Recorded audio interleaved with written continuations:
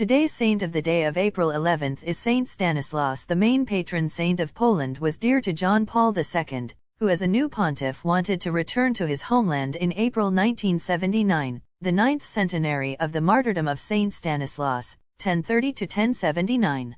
But then the communist regime blocked Wojtyła, forcing him to postpone his apostolic pilgrimage to June.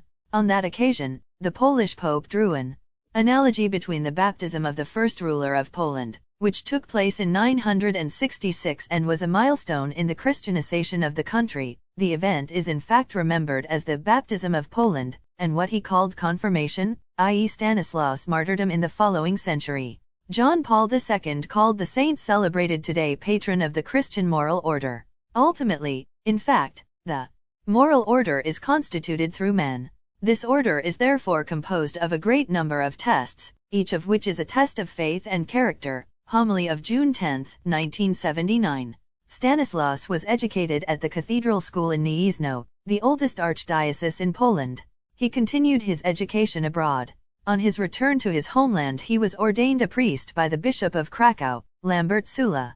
Orphaned, he donated his property to the poor and distinguished himself in preaching. He knew the Holy Scriptures very well, wore a cilice and prayed assiduously.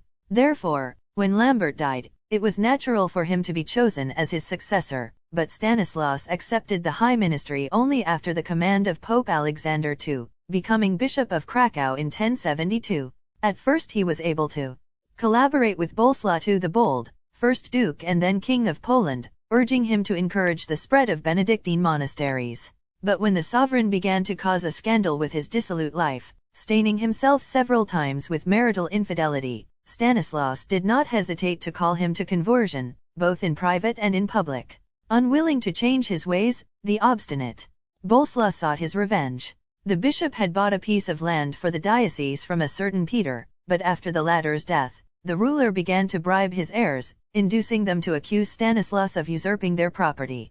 Tradition has it that the bishop, not finding any courageous witnesses, asked the judges for a 3-day reprieve, promising that Peter himself would testify for him. Both the court and the king laughed at this request, but agreed. Stanislas spent those 3 days fasting and praying. Finally, he went in procession to the cemetery, opened the tomb, touched the body of the deceased, who had been buried 3 years before, with his crosier and ordered him to rise in the name of God. Peter rose from the dead in front of those present, was clothed in a cloak, and brought before the king and the judges, who were astonished. He testified on the bishop's behalf and finally returned to his tomb, begging the saint to pray to the Lord to shorten his suffering in purgatory. Bolesław continued his immoral conduct until Stanislas was forced to excommunicate him. The bishop ordered the canons of the cathedral to suspend the divine office if the king showed up. One day, on April 11, according to sources, the enraged Bolesław went with his guards to the church of Saint Michael the Archangel, where Stanislas was celebrating Mass.